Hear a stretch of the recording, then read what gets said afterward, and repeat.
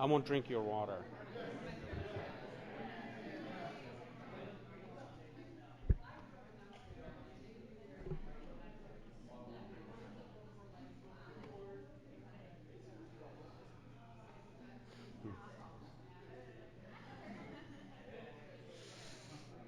All right, let's get started. It's 3:30. I know a lot of you guys have other things planned as well.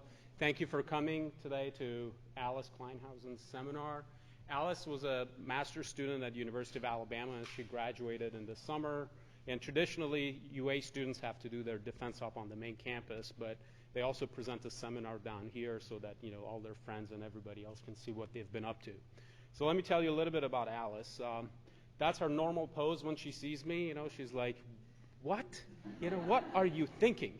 But she's been. She got her bachelor's in Earth System Science, University of California, Irvine, in 2011, and then she was working at the Southern California Coastal Water Research Project, and a friend of ours, a colleague of mine, recommended that Alice could. We're looking for a technician, and Alice could clearly do this job. And so she joined my lab in January of 2012, and she worked closely with Rebecca Bernard on some nitrogen cycling projects that we had going on in Little Lagoon and Weeks Bay.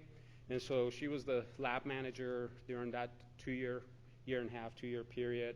And then I convinced her that she could easily do a master's project. She had some ideas she wanted to pursue, so at the University of Alabama, she enrolled in the master's program and finished that in 2 years. And then since then, she's been a lab manager again in my lab. And I'm lucky to have somebody like Alice in my lab keeping things going for us. Since 2012, she has received the Dauphin Island Graduate Fellowship. That was in 2013. And besides her countless hours of field work, which is what she mainly does, she's presented 5 papers, and she was awarded the second best award for a presentation she did at the Alabama Water Resources Conference. And she's co-authored 2 papers in the lab, and she has submitted one as a first author, and she's going to submit another one shortly. So besides being active in the lab and tied up to her favorite instrument, she has also done a lot of outreach work, and you can see some of those presented up there. And she does that with a lot of grace and a lot of goodwill and always a smile. And I've always wondered, what the key to Alice's success is. And it turns out that the key to Alice's success is her enthusiasm and her dedication to her work. And without further ado, Alice is going to tell us about her project that she did for her master's thesis.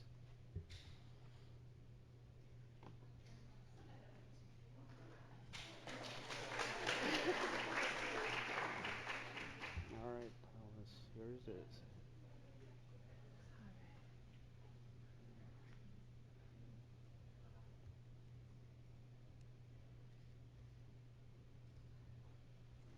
Okay, everyone, thank you for coming. So today I'm going to be talking about some of the research that I did during my master's thesis down here at the C Lab. And as Behzad mentioned, we're excited to be able to present the work here because I did my thesis defense up in Tuscaloosa, and no one here was able to attend. So I'm going to be talking today about denitrification in the sediments of salt marshes in the northern Gulf of Mexico. So just an outline for today's talk, I'm going to start out going through some background, looking at salt marshes, and in particular, the nitrogen cycle within salt marshes. And we're going to talk about some of the factors that can influence the nitrogen cycle. And then I'm going to get into the actual study, what we did and why we did it, and where we did it. And then finally, I'm going to talk about nitrogen transformation and removal in salt marsh and tidal creek sediments. So to start out, everybody here knows that salt marshes provide a lot of valuable ecosystem services. These include the protection of the shoreline from storm surge, the dissipation of wave energy, and they're an important nursery habitat for a lot of economically valuable fish species. In addition, and the reason we were the most interested in studying salt marshes is their ability to filter nutrient runoff, and in particular, they're able to filter a lot of the nitrogen that comes into the system before it reaches coastal waters and causes trouble with eutrophication. So now going into looking at the nitrogen cycle, please don't be overwhelmed by this figure. I know it's a lot, but I'm going to focus on some of the inorganic pathways that we looked at during our study. In particular, I'm going to talk about decomposition, just as a process that produces ammonium within the sediments. We're going to talk about nitrification, which is the oxidation of ammonium to nitrate. This is an oxic process, so it does require the presence of oxygen in the sediments. And I'm also going to be talking about the denitrification pathway, which is the reduction of nitrate to N2 gas. And this is an important pathway in marshes because it represents a permanent removal of nitrogen from the marsh in the form of N2 gas, which is largely unavailable to the organisms. And finally, I'm briefly going to touch on this process of anammox, which is the reduction of nitrite coupled to the oxidation of ammonium. And it's also important as an N2 producing process. So going a little more depth into denitrification, on this figure, denitrification is this pathway in gray right here. As I mentioned before, it is the transformation of nitrate through a series of intermediates to form N2 gas, and that N2 gas will diffuse out of the system and be lost. So this represents a permanent removal pathway of nitrogen. And it's really important because some studies have found that it has the potential to remove up to 75% of bioavailable reactive nitrate before it can run off to coastal waters. And for the purposes of this talk, we're going to distinguish between two types of denitrification. You can get direct denitrification, which occurs when nitrate diffuses from the water column into the sediments and is denitrified. Denitrification can also occur coupled to nitrification, which again is the oxidation of ammonium to produce nitrate, and that nitrate will diffuse into the anoxic sediments and be denitrified. And finally, I mentioned a slide or two ago that I'd come back to the anammox process. This is the anaerobic oxidation of ammonium, and it is also a permanent removal pathway of nitrogen because it produces N2 gas.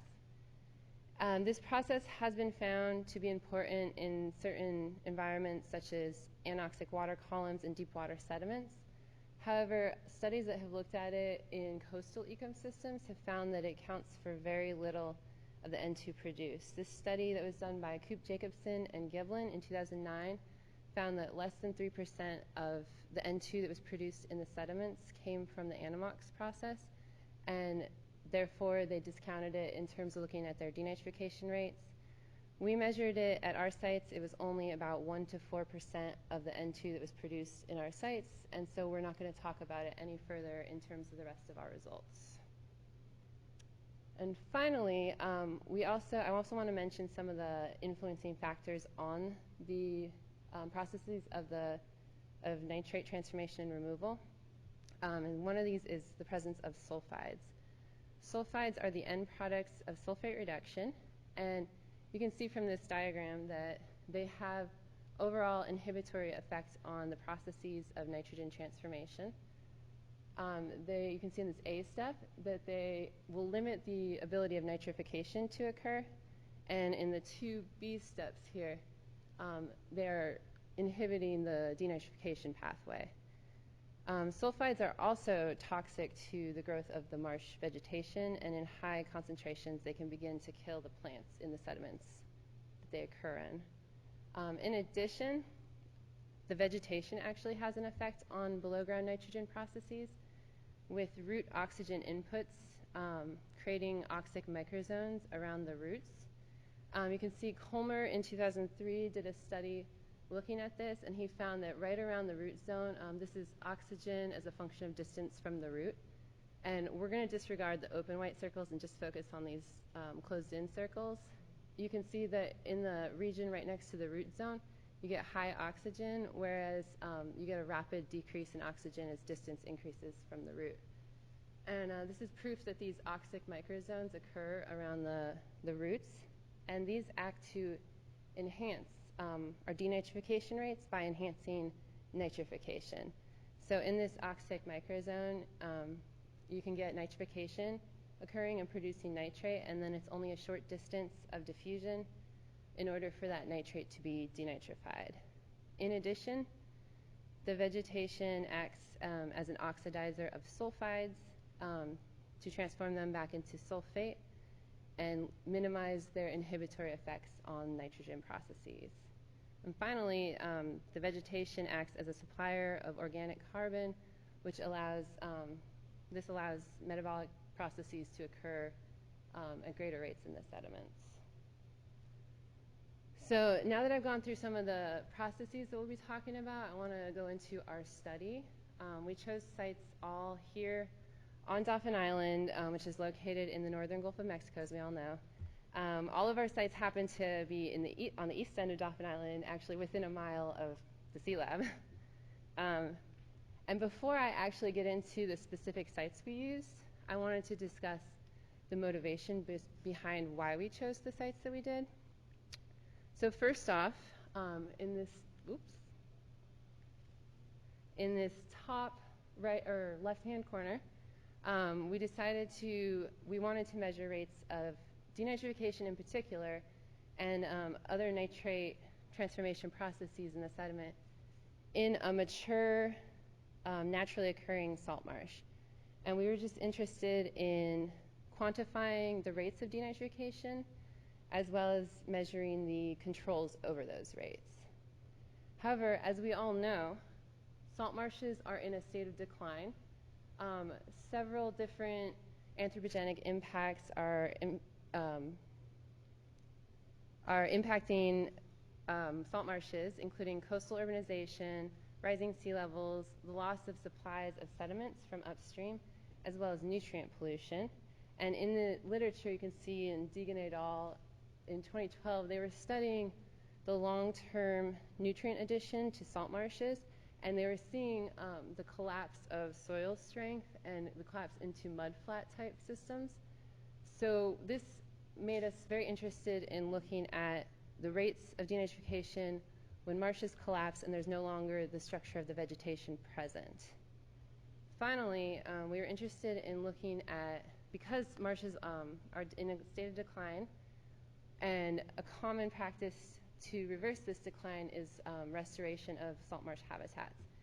So we were interested in if the restoration process could bring back the processes of nitrate removal that we lose, or that we assume we lose when marshes decline, to levels higher than non-vegetated sediments.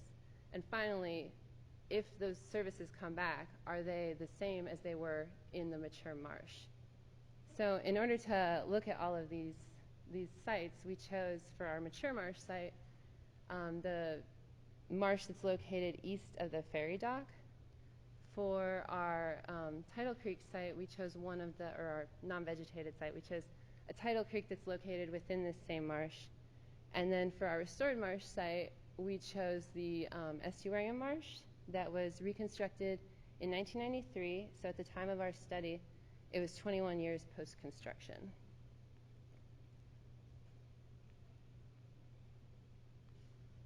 And just a little background on the restored marsh site. The original marsh that was there was filled in the 1950s by the Air Force to be used as a field for septic tank lines. And in 1992 is when the restoration process began. They removed the fill in the marsh and restored the intertidal elevation. And then in January of 1993 is when the vegetation was planted. They used a mix of Spartina and Juncus vegetation. All of it was nursery raised. And the marsh was only studied, though, in the initial years. And they only looked at vegetation coverage and species recruitment. So we were hoping to find some nutrient data from the early days of the restoration, but we couldn't find anything.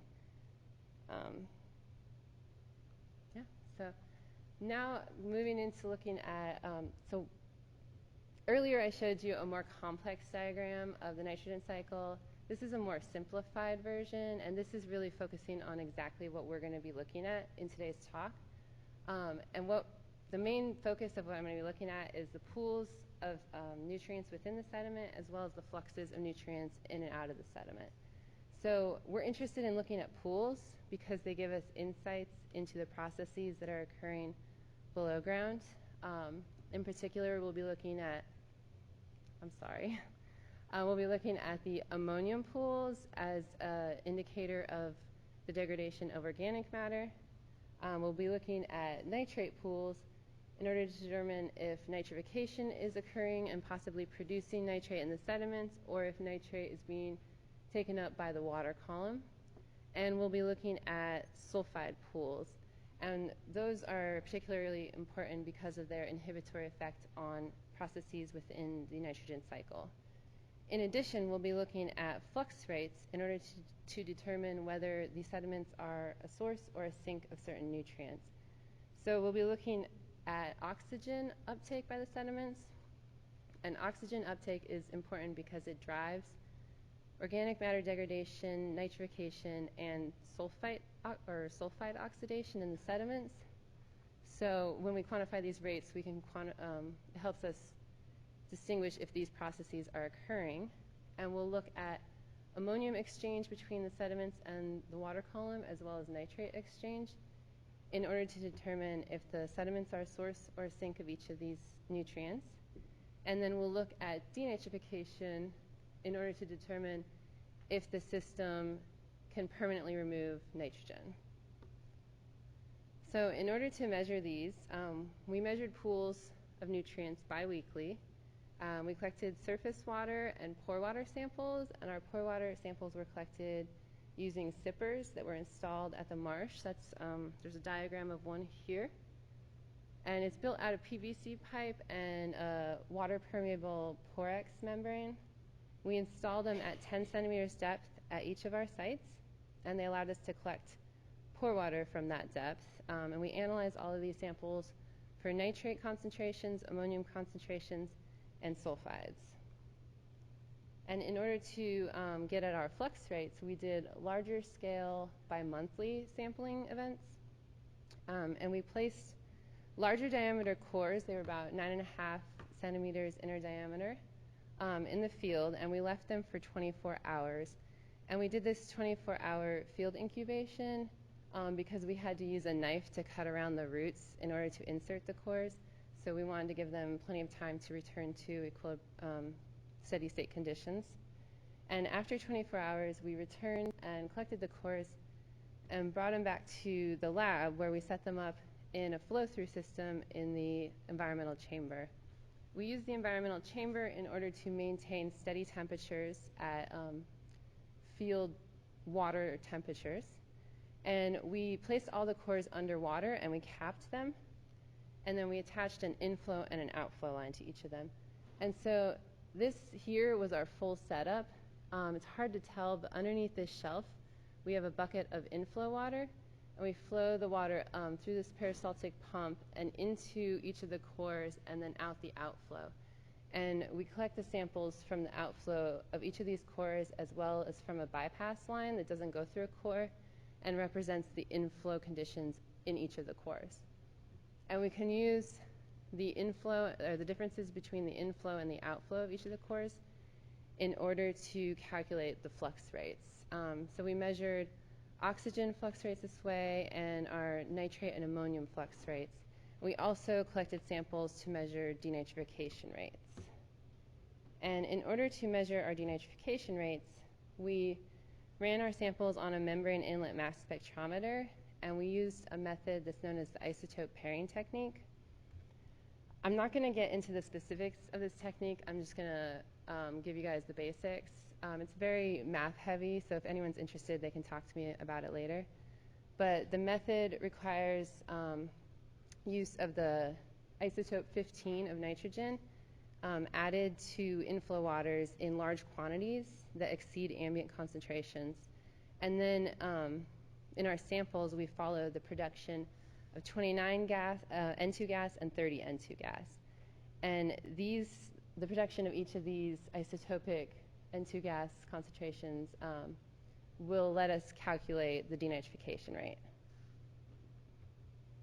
And so on our data, we ran Pearson's correlations in order to test the relationships between our flux rates and our denitrification rates. And we also ran 2 ANOVAs to test our seasonal and site differences for our fluxes and our sulfides. And then finally, we had to run a mixed model for our site water and our Porewater data, just because our sippers were a fixed point in space, so we had to count for them as a random variable. So now I'm going to move into talking about some of the results that we got from our study. I'm going to start off talking about just the differences in terms of the physical site characteristics, and we're going to look at hydrology, the vegetation and sediments, and the pools of nutrients within the sediments. So starting out, we're going to look at hydrology, and I'm going to, we measured water level using Hobo water level sensors, and we measured elevation, which are the top bullet point for each site, using a GPS receiver, and the numbers are compared to 1983 mean sea level.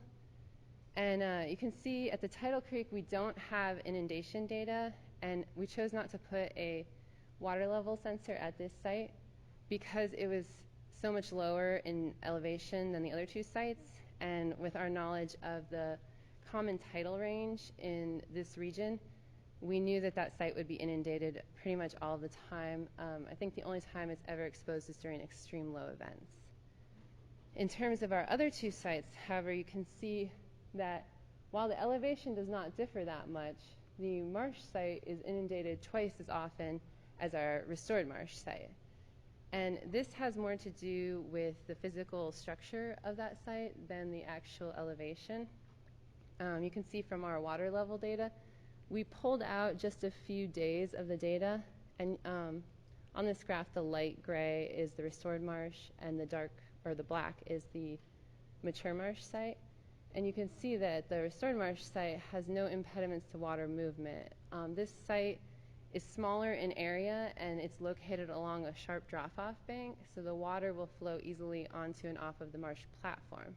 However, at our mature marsh site, we were measuring water level at an internal marsh location, and you can see that when water flows onto the marsh platform, it tends to drain rather slowly, and this is what leads to those higher inundation rates at this site, more so than the higher or the lower elevation.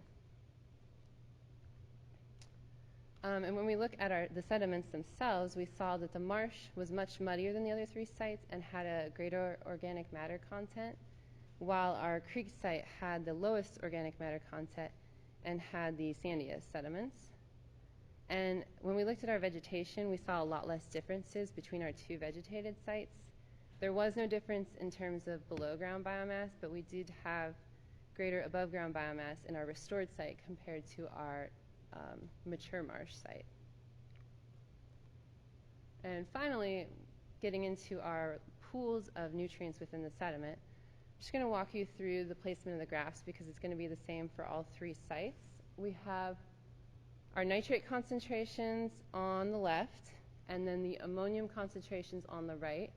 And each of these is divided into site water in the closed circles and Porewater in the open circles. If you recall, those are the Porewaters that we measured at 10 centimeters depth. And then the bottom graph is the sulfides.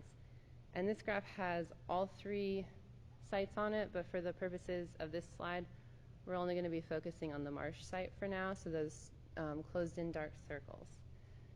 And we can see, looking at our nutrients in our Marsh site, that they seem to be very low in the site water and the Porewater in terms of nitrate and ammonium. And when we look at sulfides, we can see that we had no sulfides in the winter and spring. However, in the summer, we began to get a buildup of sulfides with peak values occurring in the fall. So overall, it seems to be that there's very little nitrogen in the sediments. However, we decided to measure extractable ammonium concentrations, and we found that there is ammonium present in the Marsh site. It's just sorbed onto the sediment particles, and it's not available in the free pools of Porewaters. Now, when we looked at our creek site, we saw a very different story. We get a large buildup of ammonium in the sediments compared to the surface water, but we get no difference in terms of nitrate between our surface water and our pore water. At this site, we observed the highest concentrations of sulfides, with peaks occurring in the summer and fall, so in the same period in which the Marsh site built up its sulfides. And in 1995, Joy and Hollybog did a study looking at the inhibitory effects of sulfides on nitrification, and they found that at concentrations as low as 100 micromolar, nitrification could be completely inhibited by the presence of sulfides. So it appears that we're getting this buildup of ammonium in the sediments because that ammonium is not able to be nitrified into nitrate. And finally, at our restored marsh site, we see that there is no difference between the ammonium in the surface and the pore waters, but we do get a buildup of nitrate in the pore waters. This is this graph here. And this is the highest nitrate concentrations of any of our 3 sites in the pore waters. At this site, we did not find sulfides on any date over the year. They were completely undetectable. And this is likely due to inputs of oxygen. This site had the highest elevation and the lowest inundation periods, so had more opportunity for oxygen to penetrate the sediments. In addition, the vegetation was probably leaking oxygen into the sediments and oxidizing the sulfides back to sulfate, and this allowed nitrification to occur and produce nitrate in the sediments. So now that we've looked at some of the nutrient pools and the physical differences between the sites, I want to jump into looking at the transformation of nitrogen and the removal of nitrogen in each of our sites. So we're going to start out looking at our flux rates for ammonium and nitrate. And for those of you who are unfamiliar with looking at flux graphs, we have nitrate on the top and ammonium on the bottom. And when you have a positive number, that represents a loss of that nutrient from the sediments into the water column. And when you have a negative number, that means the sediments are taking up that nutrient, and they're a sink for that nutrient. So we can see, looking at these graphs, that at the creek site, which is the open circles, that ammonium removal or efflux from the sediments was highest at this site, and nitrate uptake was also highest at this site. And this is likely because this site is inundated the majority of the year and there's no oxygen inputs because there's no roots to input oxygen. So there's a lot less oxygen present in the sediments. And so the ammonium is not able to be nitrified to produce nitrate. So the system requires nitrate to diffuse into the sediments to be denitrified. At our 2 vegetated sites, we see a little bit different of a picture. At the vegetated sites, ammonium, there is a competition for the available ammonium between the plants and the nitrifiers. So we tend to get less ammonium release from the sediments, and you can see that the values of ammonium released from the sediments tend to be lower in our 2 vegetated sites. In addition, we can see that nitrate uptake at both our marsh and our creek site tended to peak when the sulfide concentrations were at their peak. So it's likely that because sulfides were there and preventing nitrification from producing nitrate in the sediments, that the denitrifiers relied on nitrate uptake from the sediments for denitrification. Now, moving into looking at our denitrification rates, we can see that the highest rates occurred in the summer. So we do get seasonal patterns. This is the point where we also got the highest temperatures. And we also had the highest rates at our restored marsh site compared to our other 2 sites. Here we have the averages over the year, and you can see that the restored marsh is the highest, the mature marsh the next highest, and the creek was the lowest.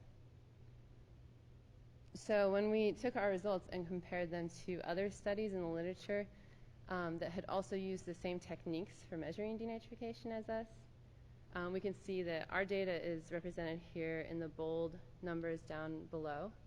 And we can see that our numbers are similar to a lot of other studies that have looked at denitrification rates.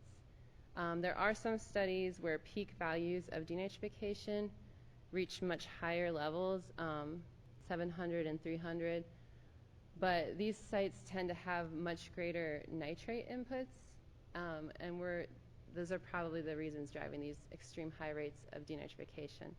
So overall, our rates seem to be pretty similar to what other studies have found.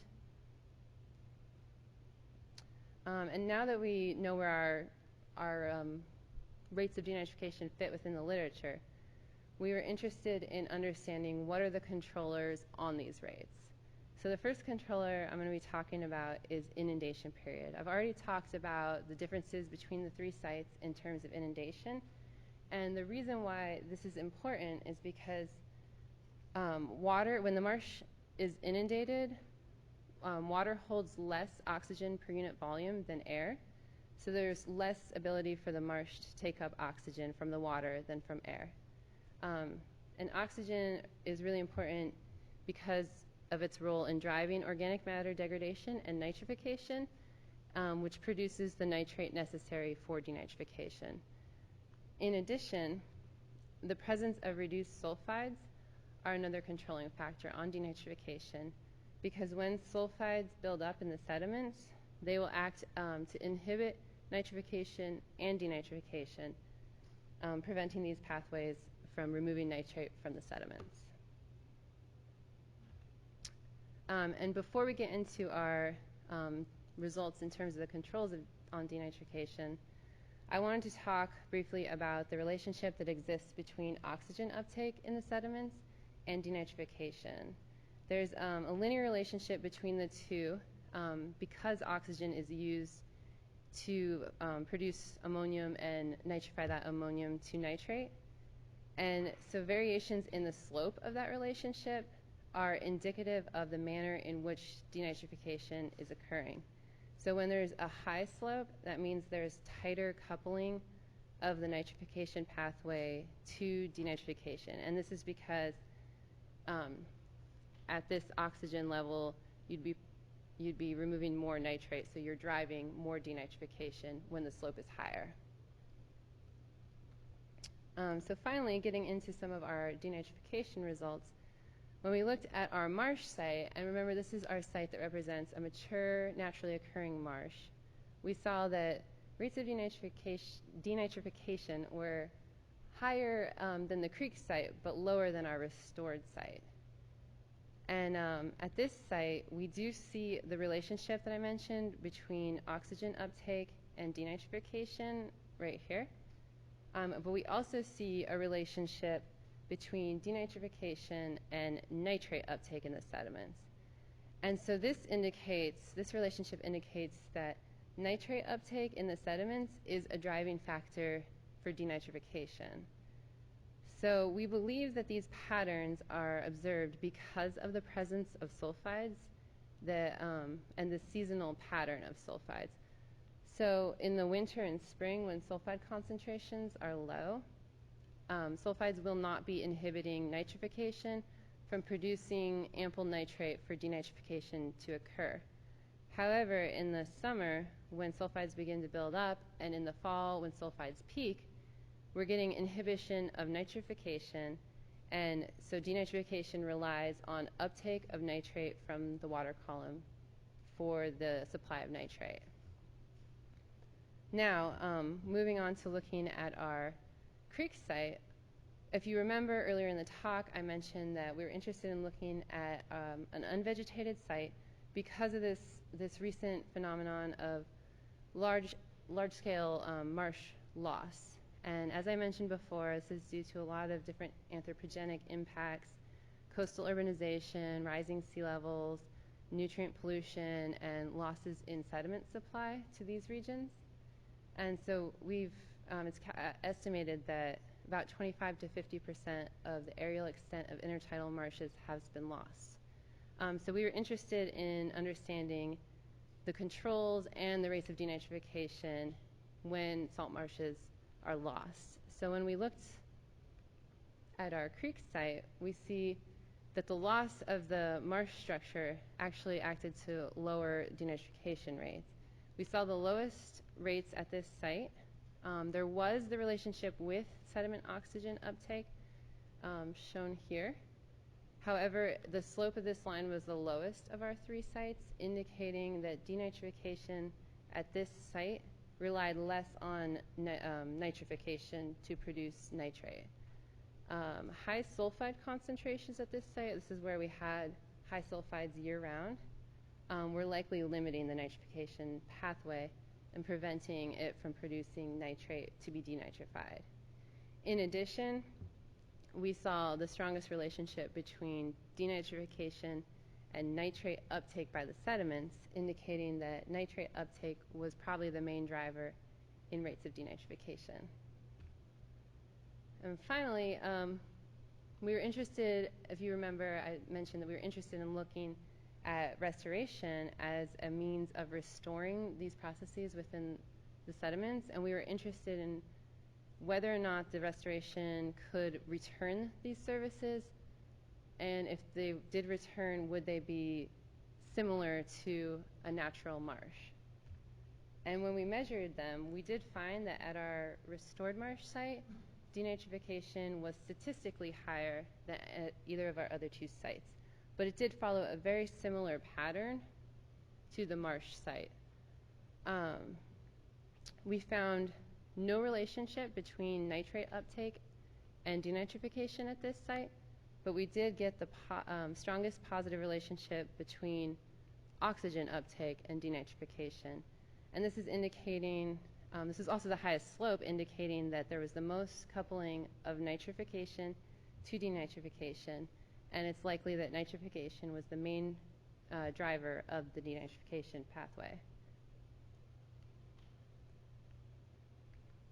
So in summary, we can see that the creek had the lowest denitrification rates, and this was largely due to the presence of the highest concentration of sulfides and the longest inundation periods.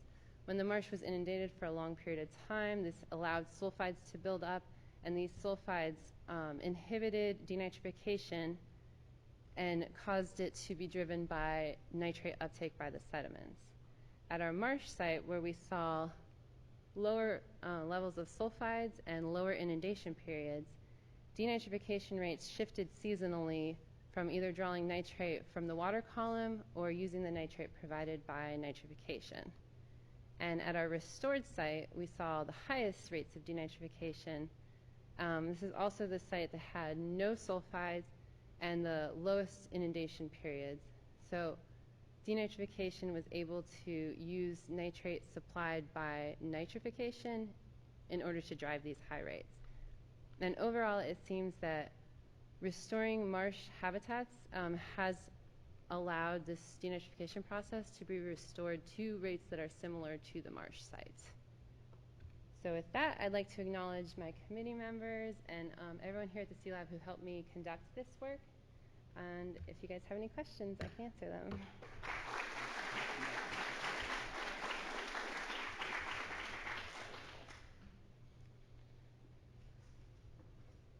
Yes. So I was thinking about microfire ventilation and how shallow sites may have more light and more algae growing on the bottom. Mm-hmm. And all your incubation were done in the dark, right? Yeah, we do all of our fluxes in the dark. So do you think that the direction of the fluxes is dependent on the microventilus and may be different between day and night? It's likely that it would be different in the daytime. The reason we have to do our measurements in the dark is because in the light you tend to get air bubbles that form in the cores. And when we have air bubbles form, it disrupts the gas distribution between the air and the water column, so it throws off our measurements.